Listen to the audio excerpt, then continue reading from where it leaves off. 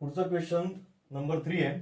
X plus y is equal to 0, 2x minus y is equal to 9. थोडासा वेगळा question आहे कारण ह्यामध्ये सिंगल एक्स वाय आणि राईट साईडला 0 आहे. इथे 2x आहे minus y is equal to 9 म्हटलंय. सो हे दोन इक्वेशन्स आपण लिहून घ्या. पहिले दोन बॉक्स जे आहेत ते आपण पहिल्या इक्वेशन साठी, पुढचे दोन जे आहेत ते आपण नेक्स्ट इक्वेशन साठी युज करूया. सो पहिलं इक्वेशन आहे x plus y is equal to 0. काय करूया आपण, पहिली y ची व्हॅल्यू 0 पुटअप करूया किंवा कुठलीही व्हॅल्यू तुम्ही घेऊ शकता. इथे आपण 0 पुटअप केलं तर x पण 0च मिळणार आहे. y ची जशी x ची व्हॅल्यू 0 पुटअप केली y पण आपल्याला 0 मिळणार आहे. सो 0 पुटअप करूया नको, शक्यतो वेगळी व्हॅल्यू घेऊया आपण. सो x आपल्याला अननोन ठेवायचं आहे आणि y ची व्हॅल्यू मी घेतोय 2. So x plus 2 is equal to 0. So x is equal to -2.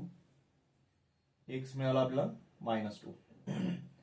तसंच सेम दुसऱ्या इक्वेशन साठी आता आपल्याला काय ठेवायचंय, y ची व्हॅल्यू फाइंड आउट करायची, x ची व्हॅल्यू आपल्याला 2 ठेवायचे. So x plus y is equal to 0. x ची व्हॅल्यू मी 2 ठेवतो. So y is equal to -2. y आपल्याला -2 मिळणार आहे. त्यानंतर सेकंड इक्वेशन बघूया. सेकंड इक्वेशन आहे 2x minus y is equal to 9. आता इथे x ची व्हॅल्यू आपल्याला फाइंड आउट करायचे. y ची व्हॅल्यू ठेवूया आपण 2. So 2x -2 is equal to 9. -2 right साईडला जातील. So 2x is equal to 9 plus 2. So 2x is equal to 11 and x equal to 11/2 which is equal to 5.5.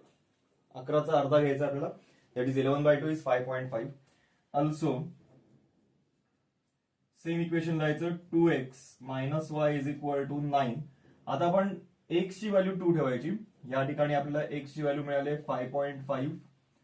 आता इथे आपण x ची व्हॅल्यू 2 ठेवूया. So 2 into 2 minus y is equal to 9.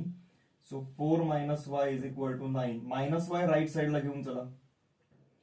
So 4 minus 9 is equal to y and 4 minus 9 is -5 which is equal to y. आपल्याला इथे y पण मिळालंय. So ह्यासाठी आपल्याला -5 मिळालं. ठीक आहे, बॉक्स आपण मेन आन्सर्सला आपण यूज करूया. इथे आपण पॉइंट्स लोकेट करायचे, त्याला आपण म्हणतोय कोऑर्डिनेट्स. सो पहिला कोऑर्डिनेट आहे -2 आणि 2. सो -2 म्हणजेच निगेटिव्ह x. सो इथे एक पॉइंट आहे, इथे एक पॉइंट आहे. -2 अँड y2 दिलाय प्लस मध्ये. सो इथे पॉइंट मिळेल तो आपल्याला. सो इथे एक लाईन ड्रॉ करून घेऊया. ही लाईन आणि ही लाईन. सो ह्या लाईन मधून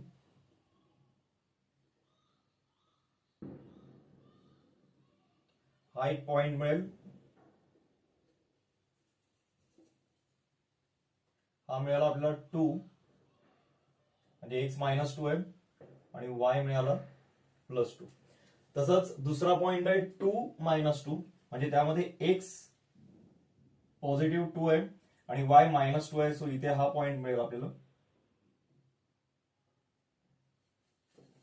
सो ही एक लाईन तयार करूया आपण.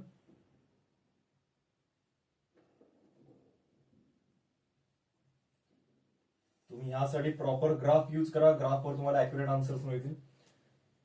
पुढचे दोन पॉइंट्स आहेत. पहिला आहे 5.5 आणि दुसरा 2 आहे. 5.5 म्हणजेच 5 आणि 6च्या मध्ये कुठेतरी येईल. सो 5.5 आणि y दिलाय 2. सो y पॉझिटिव्ह 2 आहे. सो इथे 5.5 पर्यंत y घेऊन जाऊया. हे चाललंय आपल्या दुसऱ्या लाईन साठी.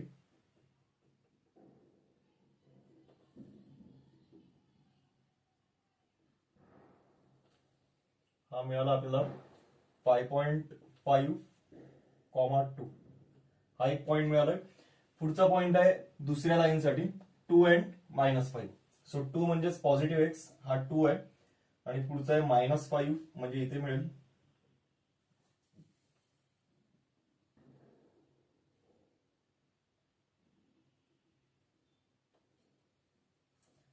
हा पॉइंट मिळेल 2, -5.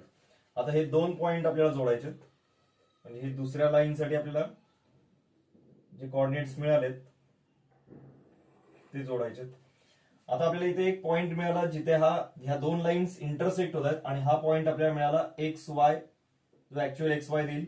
सो बघूया आपण, हा इथे 3 ला मॅच होईल वाय साठी आणि इथे सुद्धा 3 ला मॅच होईल. सो हा आपल्याला पॉइंट मिळाला ज्यामध्ये एक्स ची व्हॅल्यू मिळाली आपल्याला 3 आणि वाय ची व्हॅल्यू मिळाली आपल्याला -3. सो हे फायनल आन्सर्स आहेत. So x is equal to 3 and y is equal to -3. असंच आपण चौथा क्वेश्चन बघूया नेक्स्ट व्हिडिओमध्ये. थँक्यू.